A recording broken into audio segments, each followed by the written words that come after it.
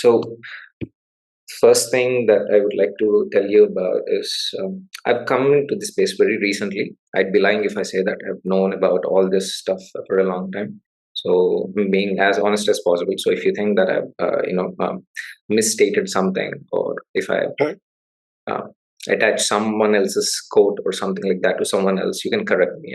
You're free to do that. Okay. Sure. All right. Okay. So, first thing that I would like to start with is have you watched Barbie? No, I still haven't watched it. I've absolutely refused. Yeah. Yeah, and it's interesting. I probably should because I've heard different perspectives from a lot of them from men in the Manosphere, the red pill community. Some people have said it's actually great if you interpret it the right way, and others are just like, "Oh my God, don't give them your money." Yes. So I'm sure I'll be watching it soon, but I haven't seen it yet. All right. So we both know why we have brought up Barbie in the first place. That's because it's one of the important things that we'll be talking about in this discussion of ours.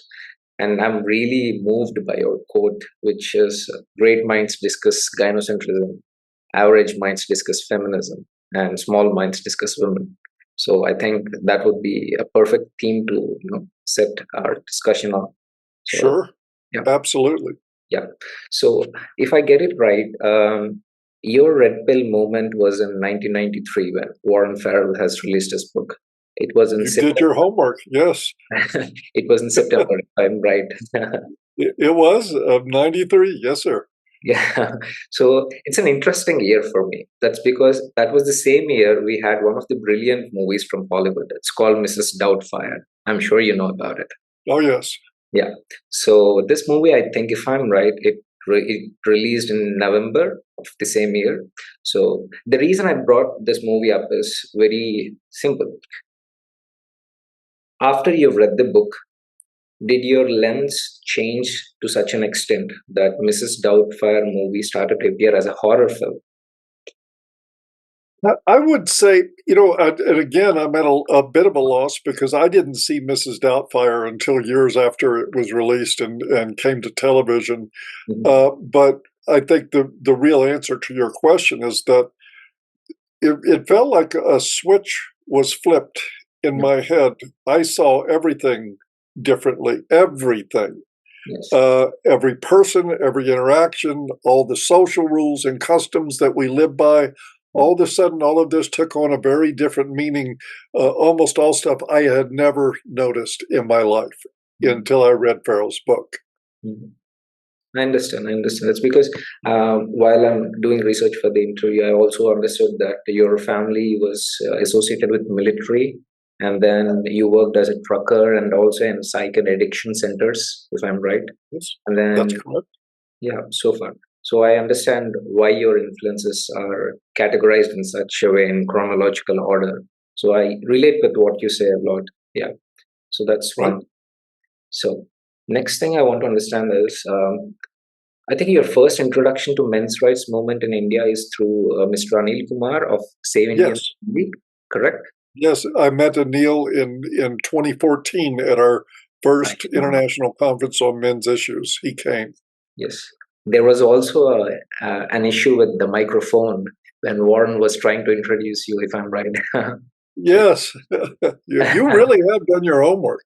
Yeah. I also remember Mr. Dean Esme making an announcement. Yeah. Yes. Yes. So when you met Anil Kumar and Amit Deshpande and all these people from Indian Ocean, what was your first reaction like about how did they formed the men's rights movement? How did it appear to you? Was it similar? Was it worse? Or was it less than worse? I'm going to have to be brutally honest here, even about myself. I was, at the time that I met Anil, I was really ignorant of Indian culture. I didn't understand even your judicial system, your system of governance, how it's set up and structured. Knew almost nothing about it. And my impression of India was probably like many Americans.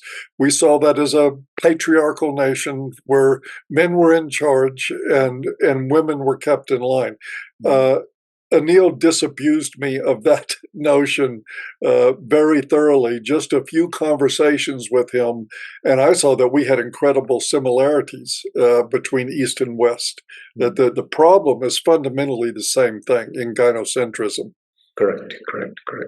And also, one of the important reasons that I brought this up is because how do you see the mechanism of Indian men's rights movement works on? Like, what was the most captivating thing about our structure here? That's an easy question for me. And Anil was great in explaining this to me and showing me how that their SIF Foundation was working. What they did in India was rather, typically in the American model, you go out and you say, here's an idea. I want you all to get behind this idea, and everybody work toward this idea.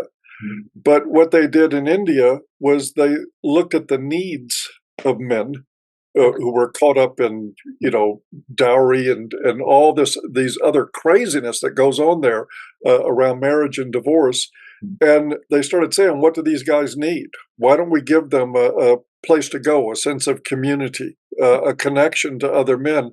In other words, instead of asking guys who are beat up by the system to come give us money and work for us, we said, what can we do for you? That was it was actually a total flip away from what we had done in America. And I have used that here for the past several years in providing men's groups online and providing places for men to go, to get together, to join and talk about these things. Were it not for the Indian model, I don't think that would have happened. That's how great that influence. And I hope other people across the world really learn from what the Indians have done. They figured this thing out. You provide men something that they're missing, even if it's just some reassurance and comfort and friendship. You provide them something. And then eventually out of that will grow activism. And the Indians have no peers in this in the world. They're the very best at it. And I'm guessing they always will be. Yes, that's brilliant. I'm really glad that you have our model has helped you to apply it to your place as well and see positive results. That's good. I would say it's done more than help. I think it corrected our model. That's really lovely to hear. It feels like a good validation as well of our work that happens. All right, and I'd like to state that one of the primary reasons that I'm doing this interview is because of three primary reasons. The first one being most of the people in India are not aware of the glossary of the men's rights movement. To start with, romantic chivalry, or the Eleanor of Aquitaine and her daughter Mary, misandry, gynocentrism, hyperagency, hypergamy, whether it is males compete, females choose, or mutual selectivity, or it could be something like hiding in the man cave. All these glossary items, I'm sure that you're aware of all these things. So, absolutely. Yeah, so that is the first reason. Second thing is, I want to find a framework that is that can be derived from science-based approach and also be able to apply it to all the people, irrespective of the cultural background they come from. So now that you might be also aware that we have such a huge number of religions, castes, and all that. Sure. So all that is written into it. And the third reason being that to debunk the narrative that feminism had good intentions and that it had deviated along the way. That is one. And another is rape culture myth. I'm sure that you've heard multiple times that Delhi is the rape capital of the world and all that. So, yes. Yeah, and also the patriarchy is ruling over women and their complete control of women and all. And this is where I took some comfort in your words when you said looking at men in the government and saying that they have all the power is like saying looking at women in grocery stores and saying that they have all the food. Did I quote it correctly? That is correct. Yeah. And that's basically a notion that we fundamentally refuse to understand power dynamics as they actually play. We have a model in the West. Men are powerful. We have a history of patriarchy. Women are oppressed by that. And that's the power dynamic. They become victims. They're rape victims. They're victims of domestic violence. They're victims of discrimination in the workplace. They've been held back in education. They've been held back in career advancement. The evil men are putting them down. And that is the power dynamic that is imprinted into the brain of almost every Westerner out there. But when you take a little more honest look at power, at what it means, and the power to stay alive, the power to maintain your freedom, all of these things, we see it's not such a black and white issue. Power is something we need to re-examine, I would argue, all over the world, because I can't think of a culture, and this includes both American, North American, Indian culture, Asian, that really does understand and appreciate the actual power dynamic between men and women. And it is not one of women being oppressed at all. Women have ridiculous amounts of social power that can point a finger at a man and his life will be destroyed, literally. Isn't that power? I mean, that sounds like a lot of power to me. I could point my finger all day long and nobody would care. But if my girlfriend did, the world would come to her side. Correct. And want to enforce her will for retribution. That's power. Correct. So yeah. So I think I hope that I have the right reasons to enter into this sphere and understand what exactly. I think so. I think you're right on the money. All right. Okay.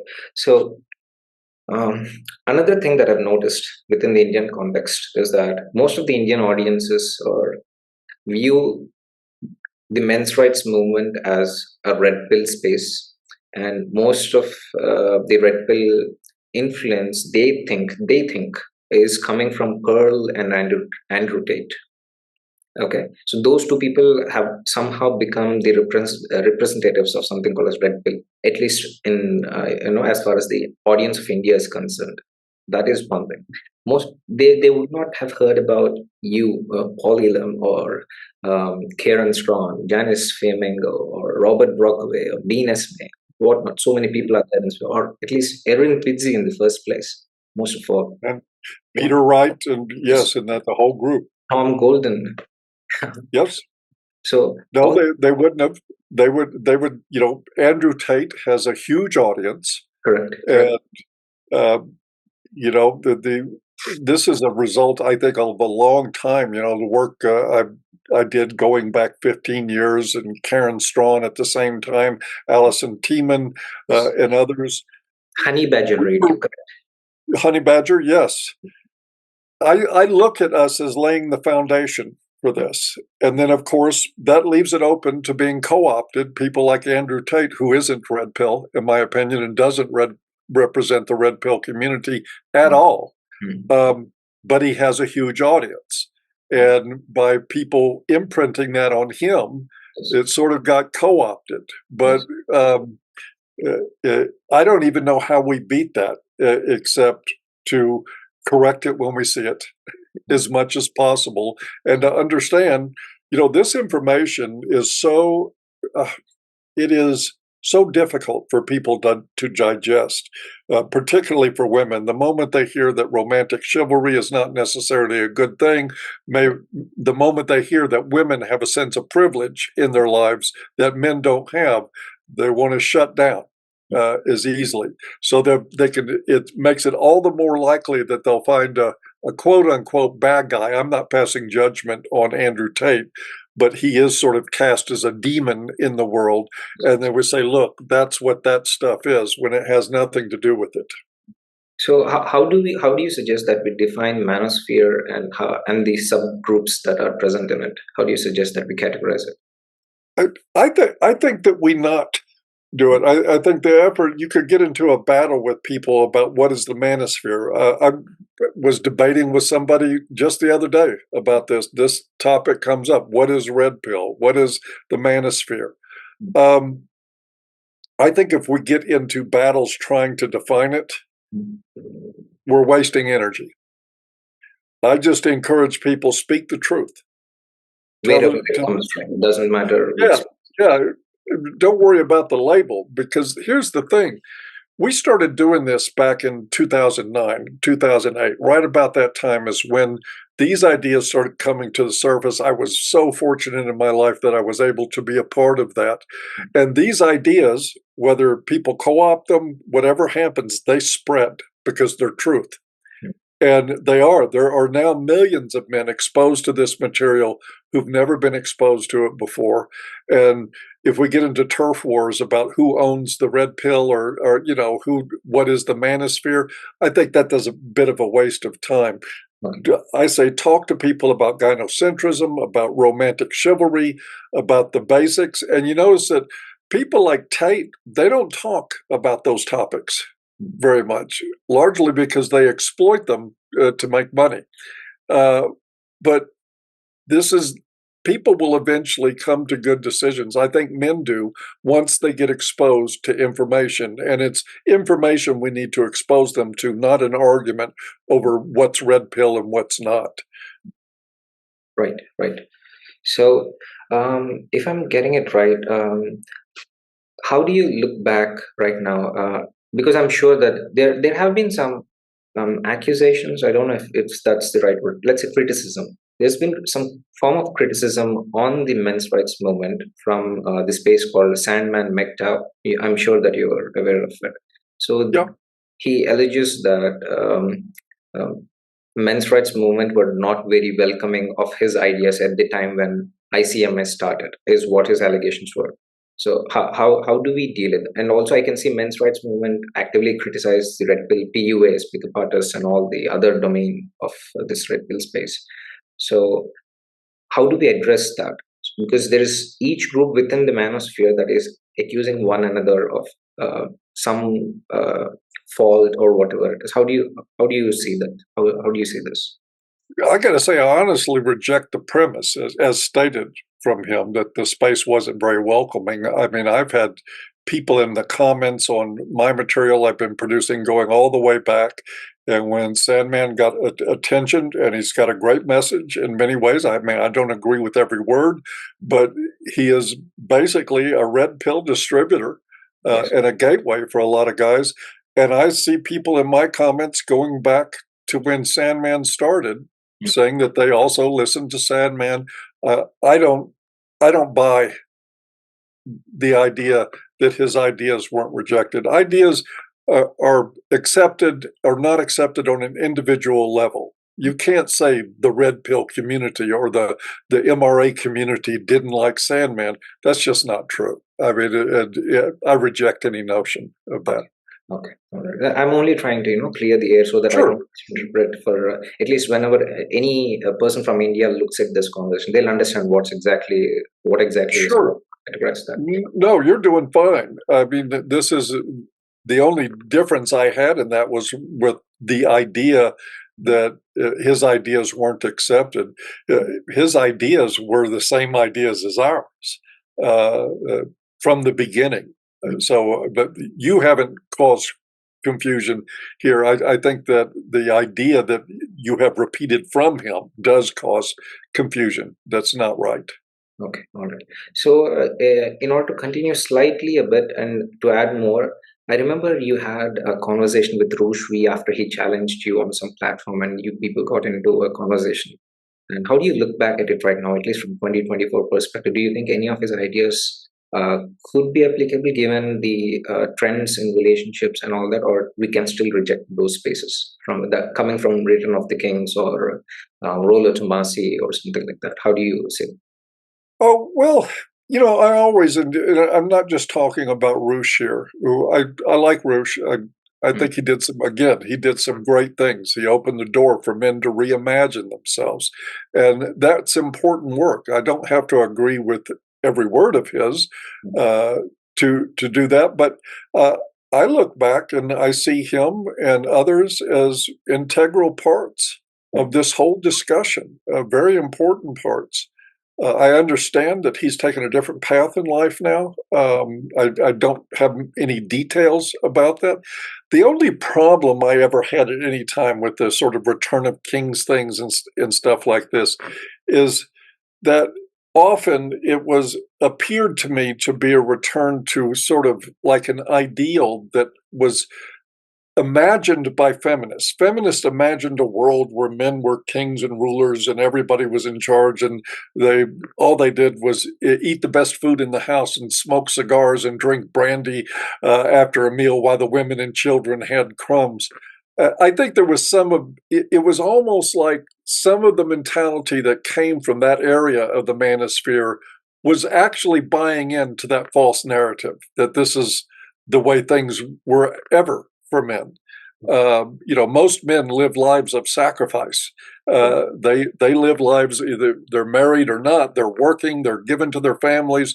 They're taking care of people. It's a great burden to carry that we quit honoring with the advent of second wave feminism. It was just the end of honoring anything that men do and taking it all for granted.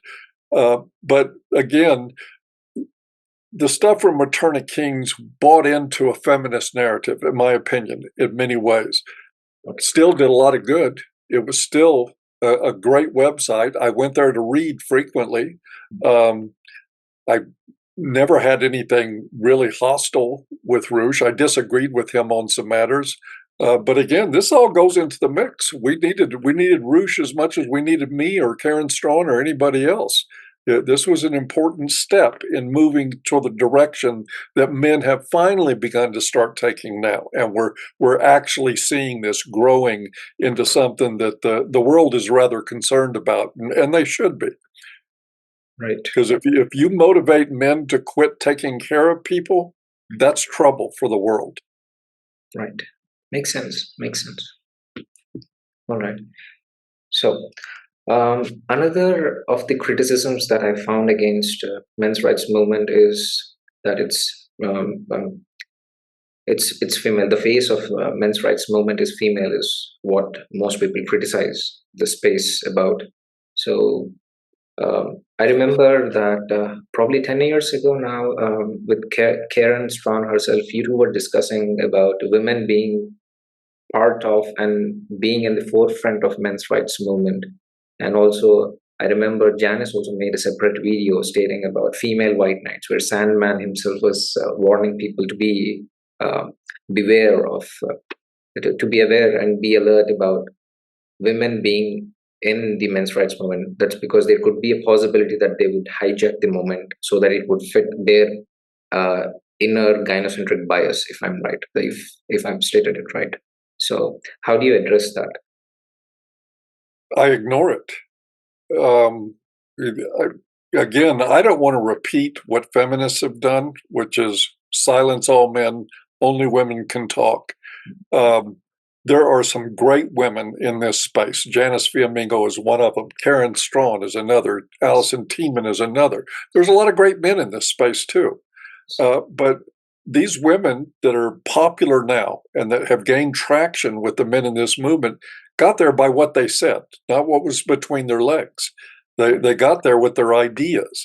And if the ideas, trust me, I know I've seen a lot of women come into this space, and sure enough, they come into the space, they get a little attention from men, and then they start wanting to rearrange the furniture and change everything around to their liking. They all get chased off. I have not seen one of them last into this kind of space for any length of time at all that tried to move the furniture around to their liking. These women, are reflecting what they see men's concerns as being, and I think they're great. I want them out there doing their thing. There's enough room. We don't have to, we don't have a limited amount of real estate in the arena of public ideas. We can get them out there. Women can do it, men can do it. I do think, though, and it's one of the things we operate with XY Crew, is that we don't allow women into the groups. There is a definite need for male space that women don't come into. But in the arena of ideas, no. I want them out there talking just as much as the men. All right, it makes sense, because I can confirm to most of it, because I've been following all of your work, Karen's, Genesis work, and they've been consistent in my opinion. I don't think I've seen something like, inner feminist coming or popping up every once in a while, where they would totally shift the narrative to their initial beginnings and all that. I don't think I've observed any of that so far. I think even I can attest to what you're saying. They've been pretty consistent with their advocacy for men's rights. So yeah. And for the most part, and again, there's exceptions. I've had conflict with some women in the space. I've even had conflict with Indian women in this space. And when I see it, I call it out. And I think every man should. Is the moment that we start seeing somebody get controlling or try to tell other men what to say or how they're supposed to do their advocacy, that's when I think the men really need to come together and point the finger at them and say, you got to go. Okay. Would you like to address any specifics of Indian spaces where you might have observed this? Yeah, I had a rather significant several years ago. It was in 17 actually when we did a conference in the Gold Coast of Australia. Yes. We had scheduled Uma Chawla to come speak there. And she messaged me that I had to get rid of another Indian female that was there. Who was she referring to? The lady that you have? Oh gosh, what she made a movie. I'm drawing a blank on her name now. She made a movie about marriage in 498A. Yes, that must be Deepika Narayan Bharadwaj, along with Deepika Bharadwaj. Yes, absolutely. We had her coming. We were going to show the movie, had her coming to also speak and be a part of the conference. Apparently, there's some sort of catfight between the two. I don't know what it's about, but Uma Chawla writes me and says, I have to get rid of Deepika, which I'm absolutely not going to do. So Uma departed, wouldn't come to the conference, and then spoke negatively of it out there. But again, we haven't heard much from her since. And I addressed it at the time. That was just is like, because you're a female that comes into this space doesn't mean you get to make decisions for us. Right. That's not your call. And she had a hard time hearing that. I understand. Right. So there's a saying in India that the laws in India are only women friendly, but they have never been justice friendly. Have you ever heard about it? No, I haven't heard that, but that's a beautiful. We have the same problem here. They are not justice friendly. Yes. Oh no, and that's one of the things. My relationship with Anil and talking to the other guys, we just had in a year ago, October, we had a bunch of guys from India come and had a big jamboree here and a meeting in Southwest Virginia. And when you hear the stories that come out of India, what gets done to families in the name of 498A, all this, oh my, it is like, it makes you think we got it really good here because we're not getting whole families thrown into jail. It's hard even for a Westerner to imagine just how bad this is and why people think that India is a nation that doesn't favor women. I have no idea, because it favors them drastically in some ways that are so injudicious that it makes your hair stand up on the back of your neck thinking about it. It's just awful. Yes, you're right. I wouldn't deny that. It's worse. It's really worse here. It is. So if we agree that women have been overcompensated, so if you could add or remove one law that could benefit men and boys, what would it be? I would take state authority out of marriage altogether. I would, probably a year ago, I would have said I would end no-fault divorce. We have no-fault divorce here in the United States, and it opened the floodgates to divorce, and women take advantage of it. But with the technology that's available to us now, just getting rid of no-fault divorce would just open up an industry of manufactured accusations. So I don't think it would do us any good to do that. I think if I could change one thing, I would end the relationship between the state and marriage. Got it. And then I have 20 other laws I would change after that. Okay, I remember that's because even Karen has mentioned that if there's anything that should be added, that would be default father custody in cases of separation. That is one thing, and if I would have listed that number two yeah, coming right after that. I would have said default father custody for sure. yeah, and also she also said that if there's anything that should be removed from the existing laws, that would be the women should not be able to hold office, is what she had mentioned earlier. I'm not sure if she has changed her stance on this or something, but this is what the latest information that I have as of now. And also, Pearl says repeal the 19th. What do you say to that?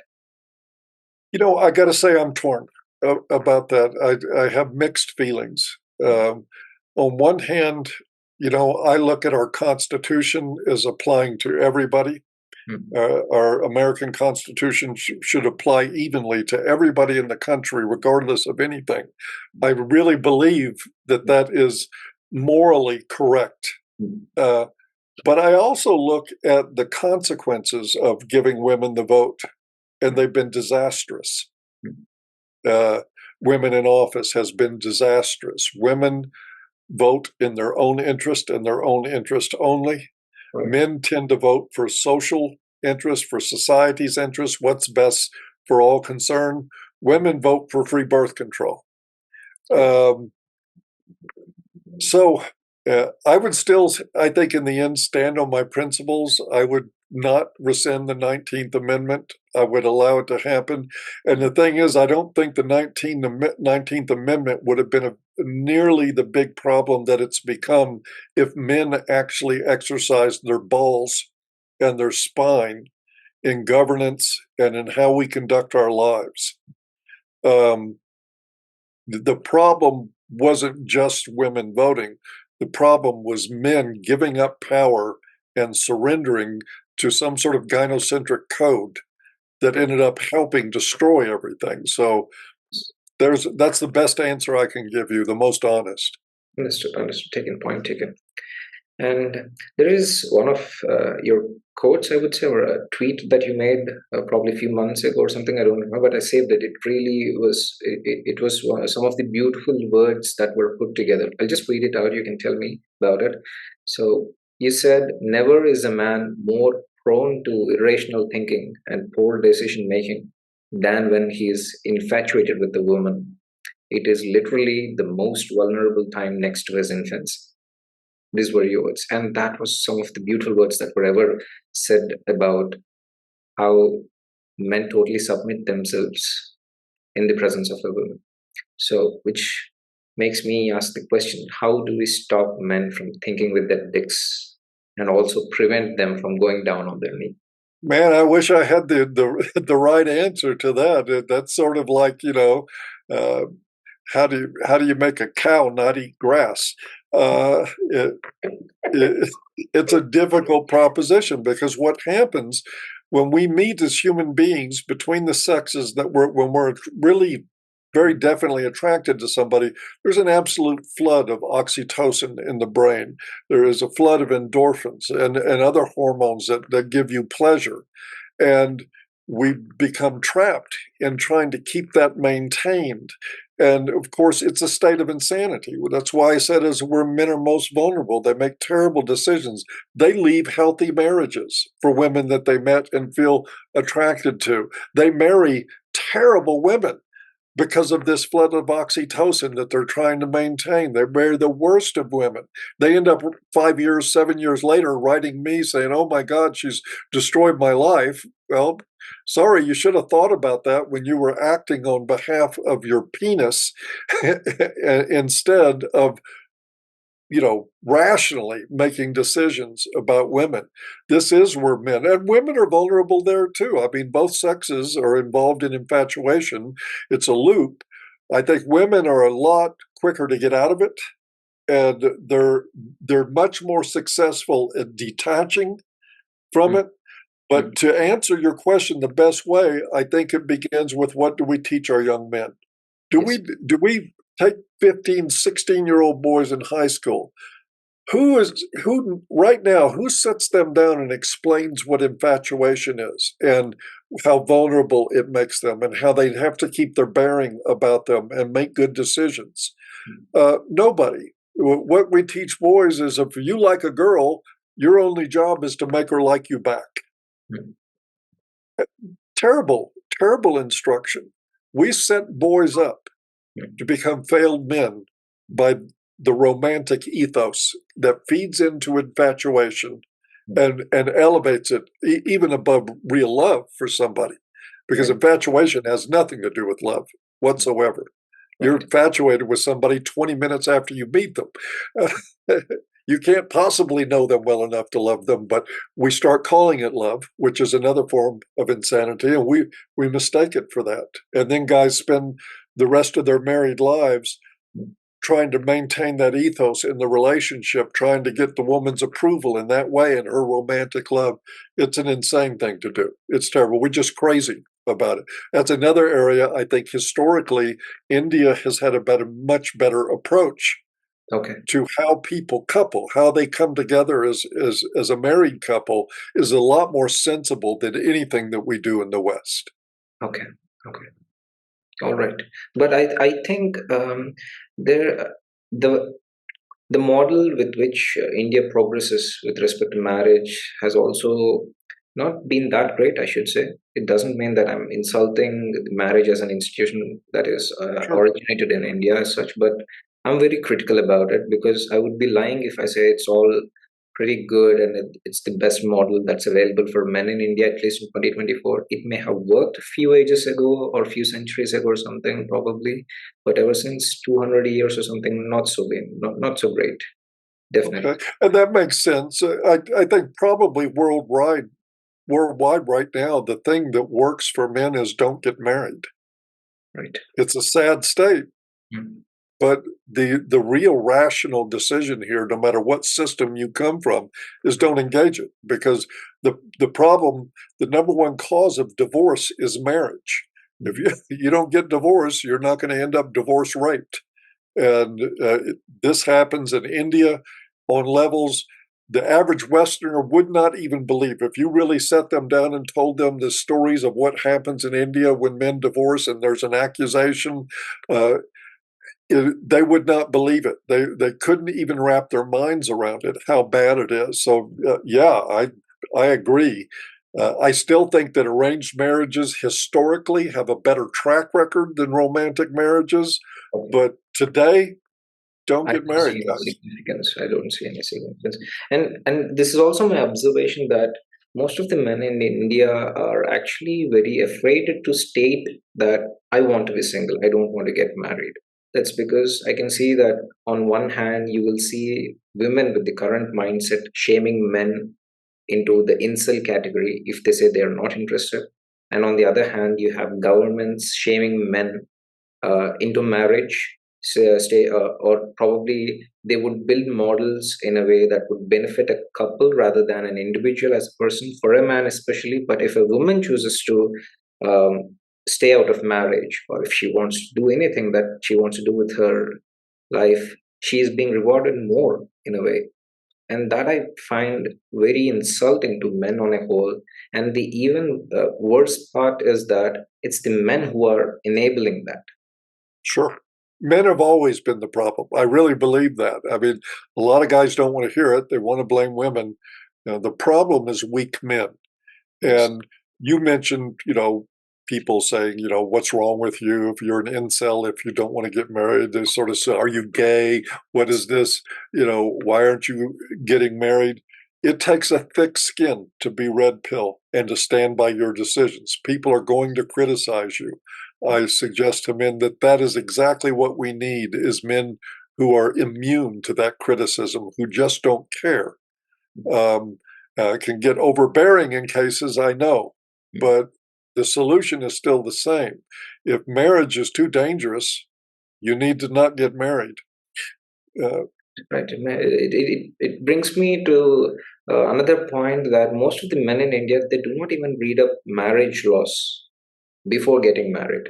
They do not look up how the framework of the matrimonial laws replied before marriage and after marriage, how it would affect them after a divorce. So they're not aware of it, and most of them, even if their marriage breaks, let's say, they wouldn't shy away from going for another marriage right away. That I find If it. they can afford to, yeah. I mean, have you really not learned any lesson from your first divorce at all? Because it would actually perpetuate the problem in such a way that most people would think that it's okay if a marriage breaks, we can find another marriage. It's like you just skipped one hell, you just went so close to it and came back, and now you want to find another version of it and then dive into it right away. And a lot of times, I would say almost all the time, they go about picking another woman the same way they picked the one that didn't work. There's no difference whatsoever. It's like, okay, I lost the bet, so let me make the same bet again and do it that way. I think the chance that we have mainly is with men who are not in relationship. Once a man's infatuated with a woman, you're not going to talk to him about the law. He's not going to want to, he won't hear any of it. He doesn't want to hear any of it because, of course, he erroneously believes that this woman would never do that to him because his oxytocin addled brain is telling him that she's perfect. We need to catch men while they're single and young and I would build it into high school course curriculum. Yes. Teach them this is what happens in a divorce. This is how they take your property. This is how they take your children. This is how they turn you into a visitor. This is how they incarcerate you if you break your leg and can't work. Oh, well, too bad. Go to jail with your broken leg. They need to hear this stuff while they're not crazy over a woman. Yes. Yes. And then and we still won't reach all of them. I mean, there are plenty of men who absolutely will not listen to any of this, no matter what. Their minds are made up. They're not going to indulge this stuff. And I think we just have to let those men go. They're going to find out the hard way. Yes. And it's why, in the end, nowadays, 20 years ago, I had a lot of sympathy for guys that were going through this because nobody was talking about it. They didn't have a chance to learn. Nowadays, men have an opportunity to learn. It's out there. If they're on the internet, you cannot be on the internet and not be exposed to red pill ideas anymore. It's happening everywhere. So now I think we end the sympathy for them and just let them go because they're making their choice. But we can be there for men who are trying to do something different. Agreed. Really agreed. So, another thing is in one of your probably a radio interview, if I'm right, with Alison Tiemann, you mentioned that there was an issue with a lady by name Paula Wright, if I'm right. Yeah. So I think it was only briefly mentioned that you had an exchange with her somewhere on Twitter or something like that, and I'm not sure what exactly happened. So the reason I brought her up is because do you find her work similar to people such as Christina Hoff Sommers or Louise Perry's or something, where these people make so much noise about modern feminism, but at the end they'll still blame men for women's I choices. think Paul Wright's a great example of that and you mentioned Christina Hoff Sommers, same thing there. We've seen it over and over again. I saw it in Bettina Arndt. I saw it in a lot of women that come into this space that it's like, oh yeah, feminism's really bad. And what they really want is a gang of men sort of paying homage to them and elevating them. And then when anybody calls them out on it, of course, all the fireworks start being displayed. But yeah, there is the phenomena of pick-me's is real, Okay. and it does come in. And I viewed Paula much in the same light. Okay. Okay. All right. Yeah. So I just wanted to confirm without making assumptions about the situation. That's all.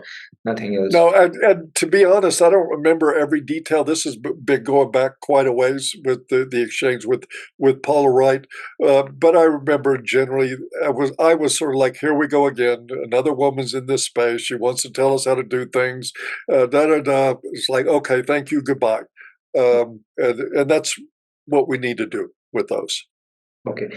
Is there any valid work that you may suggest from these people, or do you think we can discard every bit of work that they've done because they've I still refer people to some of Christina Hoff Sommers' books, or Who Stole Feminism and the War on Boys. Has great research in it, a great critique of feminism. I think it's very useful. I just think that when it gets down to the personal motives for what we're doing, these people are in a very different place than I am, or than people like Janice Fiamingo, who is clearly, somebody who understands the power dynamics between women and doesn't call them out, and does call them out on it. Uh, the others, they understand that they don't like feminism, but the moment you mention gynocentrism, romantic chivalry, or any of these other very important topics for men, all of a sudden, oh no, you're terrible people now. And we saw that happen with Sydney Watson. We've seen it happen with, oh God, what's her name? Summers, the blonde girl. Uh, who is it? Lauren? Lauren Southern. Lauren Southern. Yes, correct. Look like typical Fox News blonde, blah, blah, blah. Same bullshit, just with a different face on it. The moment that she got called out on her privilege, all of a sudden the men of the Manosphere were terrible. They were terrible people. Daisy Cousins, Sydney Watson joined on that train. We know these people, and we know how to deal with them too. Good. Yeah. So I think my assumption was right in bringing up Paula Wright's situation and all that. Okay. So, do you think governments are actually afraid of men going their own way, and hence I they're think that's why we have feminism. okay? I think governments are afraid of strong men, and they should be. The only threat that society can pose to a government is strong men. Mm. And I think the government figured out in the 50s, okay, we got all these guys are single head of, or they're head of household. They'll fight. They will fight against communists. They'll fight, but they'll also fight us. They'll fight governments. They'll fight the law the moment they think their families are threatened. So they went about intentionally to disempower men in the family. I think that's why the Ford Foundation and the government, the CIA, was involved in the beginning of the National Organization for Women. This whole thing, they figured out if you can gut the power of men and make them slaves to women, we can control everybody. Right. Plus, we'll have two taxpayers instead of one. And I think that's the real. I mean, do you think the government really cared about equal rights? I don't think so. No, no, they care about power. Yes. Mm. And that's all they care about. And that's why we have that now. I think they don't like the red pill movement at all, Yes. because it represents men who are going to reject all that. Yes. Mm. Right. Okay. The important reason that I brought this up is because I see that if we agree on this, that most men can survive with minimal set of things, like minimalism. They wouldn't need much, or just a chair or table, or a set of TV or PlayStation to play with, a group of friends which they've been maintaining for almost 2 or 3 decades or something like that. Pretty much simple beings, in my opinion. Whereas on the other hand, women are not. No matter if they get something, they wouldn't be satisfied with it. They would always seek for more and more. And I think government has capitalized on this nature of women wanting more and more from life. They're the ultimate consumers, which is what the government wants: obedient consumers, people who obey the laws and spend money. And it doesn't matter what it's spent on, because the government gets a piece of all of it. That's what they want. And you're right. I remember in my 20s that, a couple of bricks and a 2x4 was a bookshelf. It worked just fine. Had no problem with it. You want a couch, you go get one at a garage sale from somebody. You spend $10, $15, $20 on it back in the day. That satisfies men, and that is not good for business. Right. Women, I believe, I'm not mistaken, women constitute about 85% of discretionary spending in the world. Yes, That people. includes the money that they make, and it includes the money that men make. Women are the ones actually spending it. So the government has set us up to worship women, and their corporations have designed everything around pleasing women. That's why they make fun of men in their advertising and use us as the butt of jokes, because women will buy. If you persecute or put down men, that's a trigger for women to buy. That's a terrible thing to say about our society, but it's true. So they advertise men as these bumbling idiots that they don't even know how to pick up an aspirin and take it when they have a headache. They need their woman to tell them. That's what we're living with. But that is, I think, intentional and by design, Yes. is that you want men with their mouths shut, handing their money to women, and women spending it so that corporations profit. And Right. that's all it is. It's just that simple. Right. So that means it comes to a point that we should be actually speaking about spend gap rather than the wage gap. Is that right? Absolutely. The consumer gap. Correct. Uh, and, this goes all the way even to real estate. Real estate brokers know that they got to sell a woman. They don't even care about what the guy thinks about a home, even though it may be the guy that's paying for it. They know they're going to please that woman because that's the way the world works, with women in charge, literally, of almost everything that matters. Right. Makes sense. Makes sense. And I also see that there's a lot of tradcons like Jordan Peterson, Matt Walsh, Candace Owens, Ben Shapiro, all advocating for marriage and encouraging men to get married.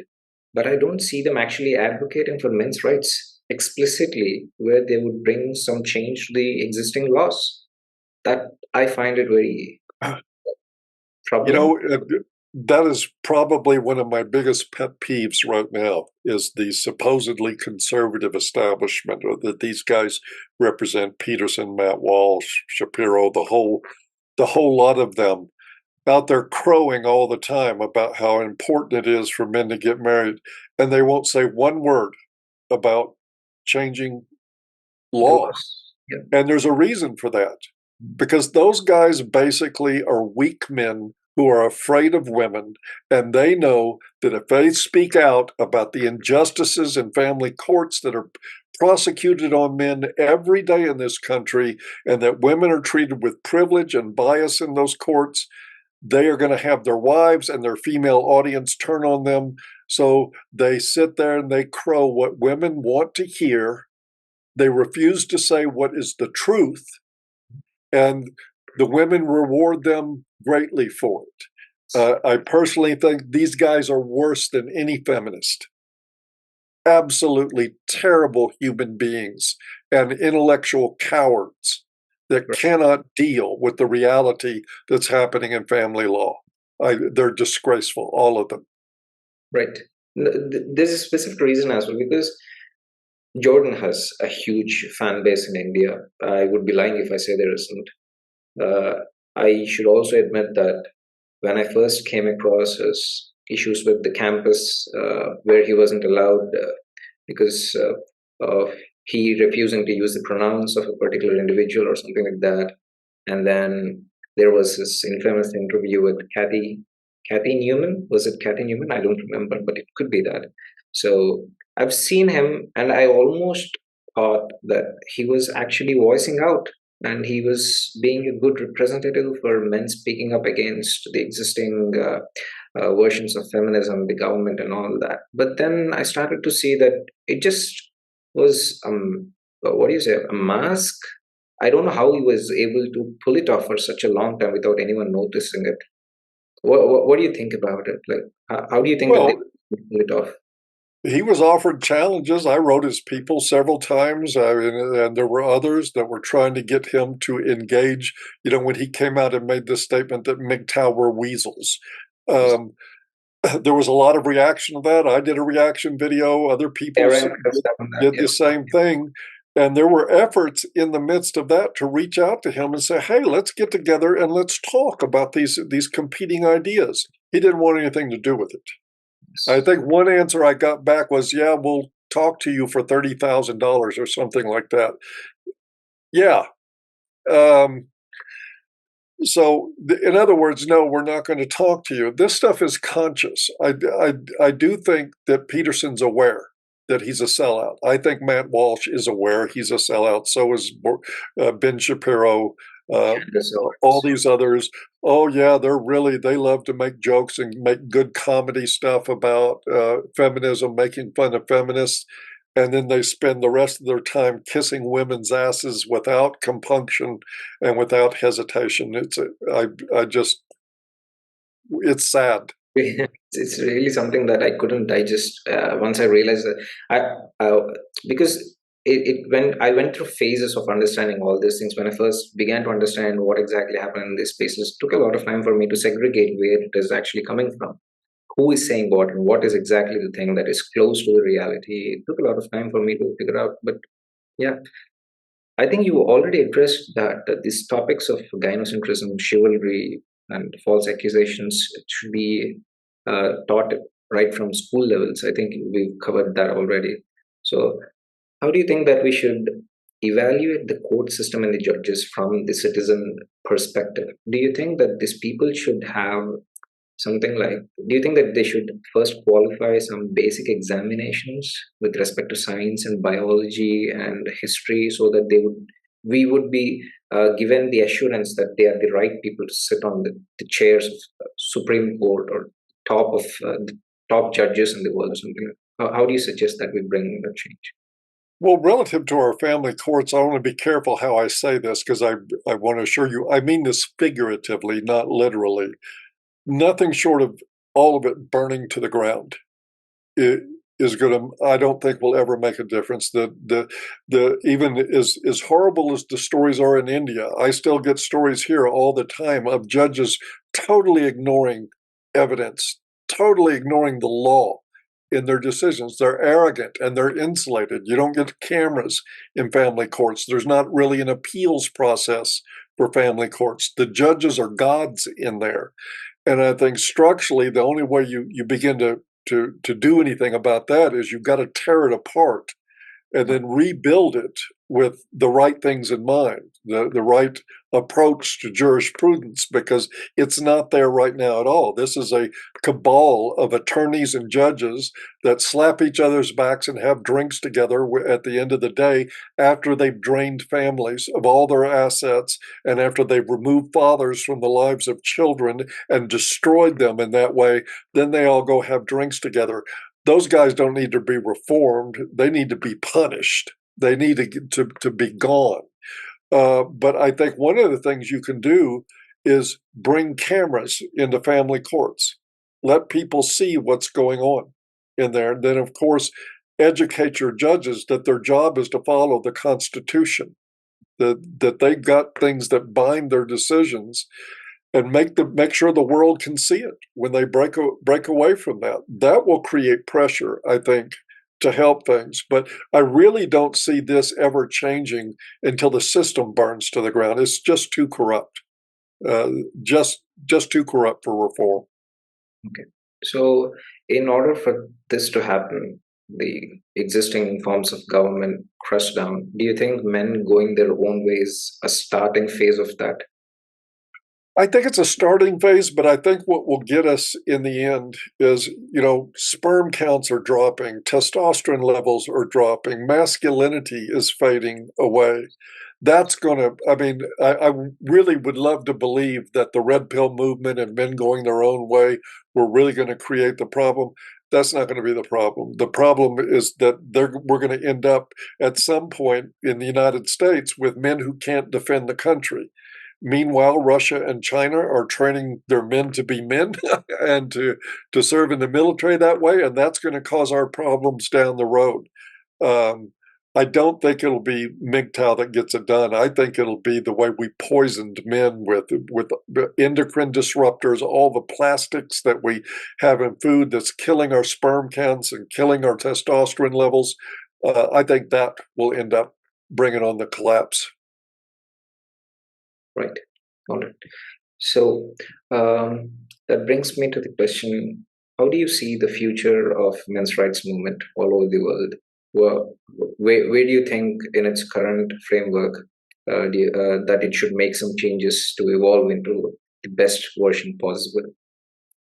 I think we need more people doing what the Indians are doing, Okay. more than anything else. I mean, that's not blowing smoke. I'm being quite honest here, is that what happens, we've got several efforts, shared parenting efforts. We've got the White House Council efforts to get a White House Council on men and boys, which I think in the end's a terrible idea, but I mean, that's what's happening.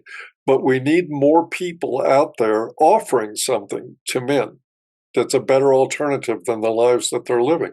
You know, these guys out here that get swallowed up in the family court system, who get put in jail on false allegations. I mean, we're talking millions of men here, and the most they get from most organizations is, "We need you to come help us."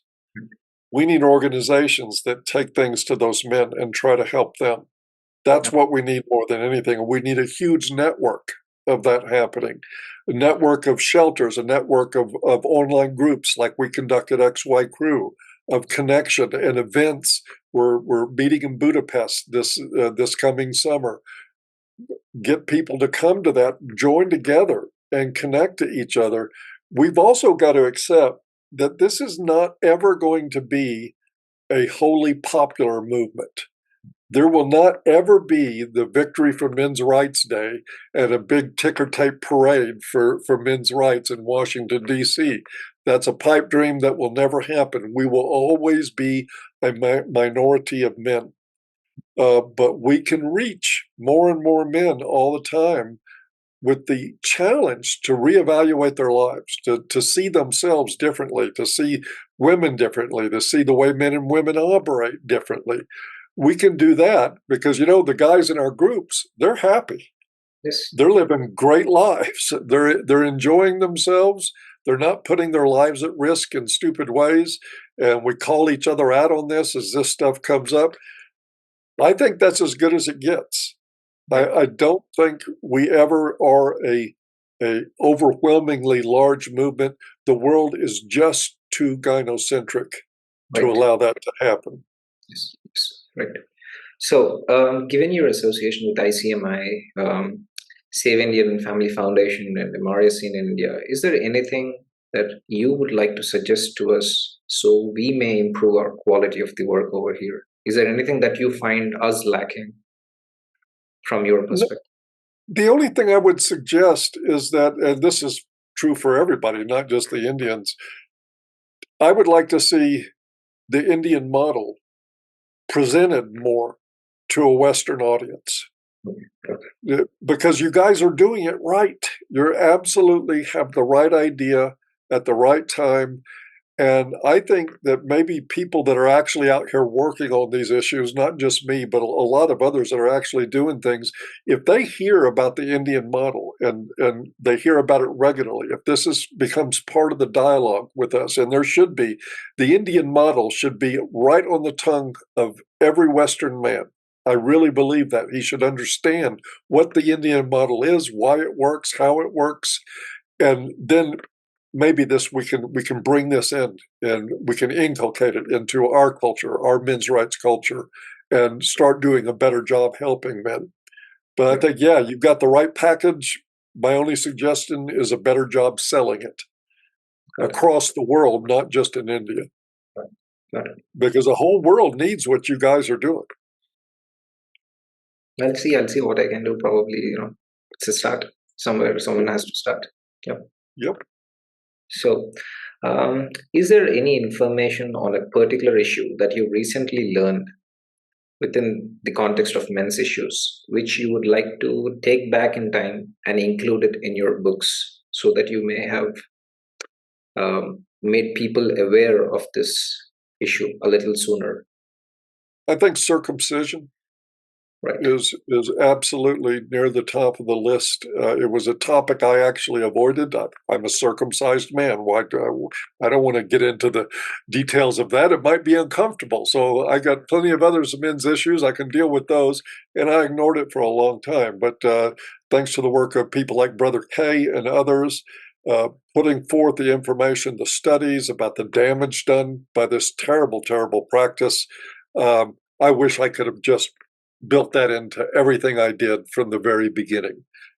Because if we can't protect baby boys at birth, how do we protect men? Makes sense. True.